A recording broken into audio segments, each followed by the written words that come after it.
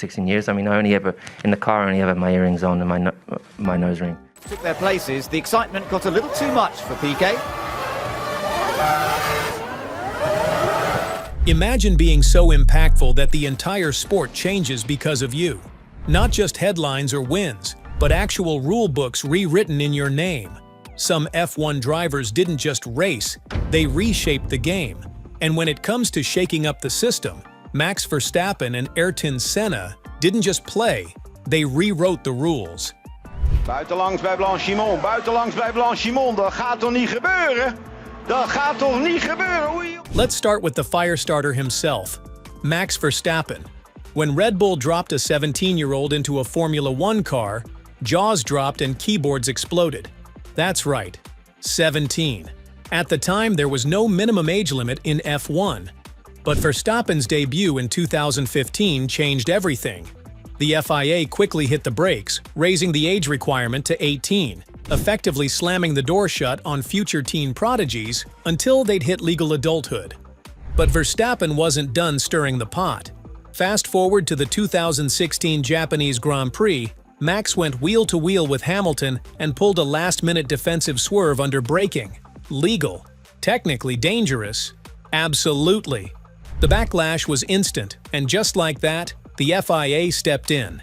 Erratic defensive moves under braking? Banned. You could say Max forced F1 to redefine the fine line between brave and reckless. Still think that's all? Buckle up! Let's jump to the infamous 2021 Abu Dhabi Grand Prix. You remember? The finale that had everyone throwing their remotes and launching Twitter threads. Max, ever the opportunist, lined up alongside Hamilton behind the safety car instead of directly behind. Was it clever? Yes. Fair? Debatable. Legal? Not anymore. The very next season, the FIA changed the rule. You must line up properly behind the car. No games. No positioning wars. And if you thought the drama ended when the checkered flag waved, think again. After winning the 2021 Styrian Grand Prix, Verstappen celebrated by doing a burnout across the start-finish line. It made for great footage, but not great safety. The FIA, not in the mood for showboating on hot tarmac, quickly put a stop to that. Burnout celebrations? Banned. So yeah, Verstappen didn't just bring speed, he brought a tidal wave of regulatory changes. One teen driver, 4 major rules rewritten. Now that's an impact. But long before Verstappen ever touched an F1 car, another legend bent the rules without ever breaking them, and nearly walked away with a title because of it. And that's where Ayrton Senna steps in.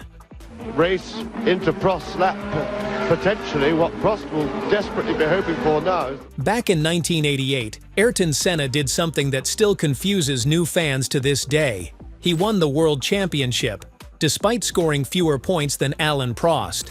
Wait, how does that even work? Well, the scoring system back then was a little weird. Only your best 11 race results counted toward your championship tally. So even though Prost outscored Senna across the full season, many of those extra points didn't count. Senna's high-value wins ended up being enough to seal the deal. Legal?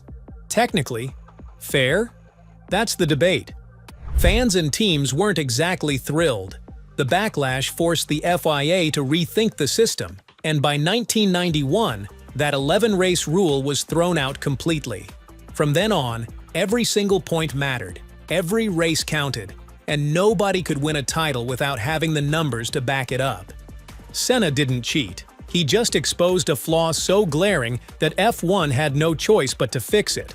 It wasn't just a rule change, it was a shift in philosophy.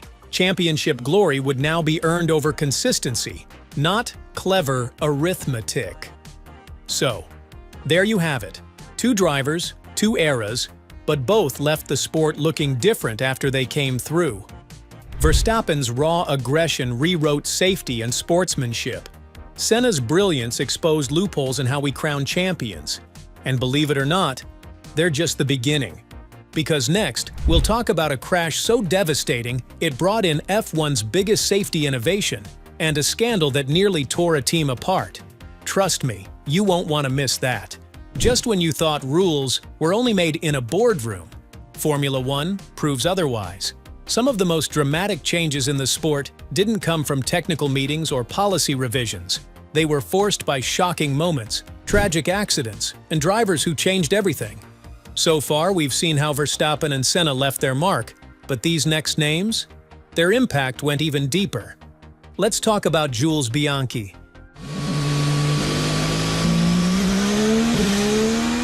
You may not hear his name as often as others, but Bianchi's legacy quite literally changed the face of Formula One safety.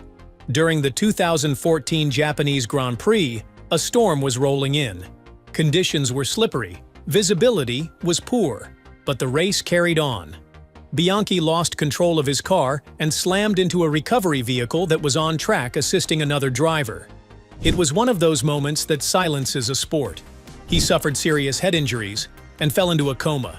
He never recovered, passing away the following year. Now here's where everything changed. This crash became the final wake-up call for the FIA. For years, there had been debates about protecting drivers' heads in open cockpit racing. But nothing stuck. After Bianchi's tragedy, the FIA made the Halo device mandatory from 2018 onwards. It was a controversial move at first. Many drivers hated how it looked. Some fans said it ruined the aesthetics of the car. But fast forward to today, the Halo has saved lives more than once. Think of Romain Grosjean's fiery crash in 2020. Without the Halo, it's hard to imagine him walking away. Bianchi may be gone, but the safety device his death inspired now guards every single F1 driver on the grid. What happened next has entered Grand Prix history. Now shift gears. Let's rewind to the 70s, a time of raw power, minimal safety, and fearless racing. And right in the middle of it was Niki Lauda. Lauda wasn't just a legend, he was a survivor. The 1976 German Grand Prix at the Nürburgring Nordschleife is one of the most infamous races in F1 history. The track was long, dangerous, and scattered through the forest with barely any safety features. Lauda had already voiced concerns about the track being unsafe, especially in wet conditions. But the race went on. Just a couple laps in, Lauda's Ferrari spun out, hit the barrier and burst into flames. He was trapped inside, suffering severe burns to his face and lungs. Other drivers risked their lives pulling him out. Now here's the wild part. Just 6 weeks later, Lauda returned to racing. That alone is legendary. But the real impact came after. The Nürburgring Nordschleife never saw another F1 race again. It was deemed far too dangerous. From that point forward, track safety became a serious focus. Runoff areas, crash barriers, emergency response. Lauda's crash sparked a whole new wave of safety upgrades. And then, brace yourself for a scandal that rocked the paddock. Looked to have paid off when Piquet crashed heavily and brought out the safety car. Nelson Piquet Jr. wasn't exactly a front-runner in his F1 career, but in 2008, he made headlines for all the wrong reasons. During the Singapore Grand Prix, Piquet Jr. crashed his Renault into the wall on lap 14. It seemed like just another racing incident, until a year later when he dropped a bombshell. He admitted he was told to crash on purpose by the team to trigger a safety car that would give his teammate, Fernando Alonso, a strategic advantage. And it worked. Alonso went on to win the race, but when the truth came out, it was a massive scandal, later known as Crashgate. Renault's team principal, Flavio Briatore, and executive engineer Pat Simons were handed lengthy bans. The team itself faced heavy penalties, but most importantly, this incident forced the FIA to introduce stricter rules against race fixing and team manipulation. It reminded everyone that F1 isn't just about speed. There's politics, strategy, and sometimes dirty tricks behind the scenes. Crashgate destroyed careers, altered reputations, and reinforced just how critical integrity is in the sport. So what do these three drivers, Bianchi, Lauda, and Piquet Jr., have in common? They each forced Formula One to look in the mirror. Whether through tragedy, survival, or controversy, they left behind more than just memories. They left permanent changes to the rulebook. And that's just scratching the surface. More names are coming, And some of them will surprise you. A driver who got disqualified but still became a legend. A team that exploited a loophole so perfectly it forced the FIA to rewrite the rules overnight. And even a world champion who weaponized mind games so effectively it changed how team orders were viewed forever. Now let's talk about the moment Formula One fans booed a victory.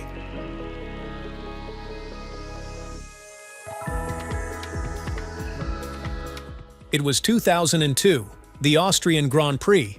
Michael Schumacher was leading the championship, but his teammate Rubens Barrichello was ahead in the race. Then, on the final lap, Barrichello was told to move aside. It was blatant. He let Schumacher through just before the finish line. The crowd erupted in boos. Even Schumacher looked uncomfortable on the podium. This moment didn't just spark outrage, it forced the FIA to ban team orders that affected race results. For years, teams were forbidden from orchestrating finishes like that. It wasn't until 2011 that the ban was lifted, but stricter communication rules remained. That one race? It redefined how teams were allowed to influence outcomes. Now, fast forward to Lewis Hamilton, who's never been shy about pushing back. It seems to be continuing with its clampdown on jewellery. You said before that you'll... In 2023, the FIA introduced a strict ban on jewelry during races. Hamilton, who wears medical piercings, refused to remove them and called out the rule as unnecessary. Eventually, the FIA backed down, creating exceptions for permanent or medical jewelry. Another win for the driver's voice. But he didn't stop there. Hamilton also raised concerns about violent bouncing in 2022's new cars. It wasn't just uncomfortable, it was dangerous. The FIA responded by raising the car floor by 15 millimeters in 2023, improving safety for everyone on the grid. Hamilton didn't just win races, he made racing safer and fairer. And there you have it, drivers who rewrote Formula One without ever picking up a pen. Crashes, controversies, and courageous stands all forced the sport to evolve. If you've enjoyed this breakdown, smash that like button, share it with a fellow F1 fan, and hit subscribe so you never miss stories like these. What driver do you think changed the sport the most? Let's talk about it in the comments. And as always, stay fast, stay curious, and we'll catch you in the next lap.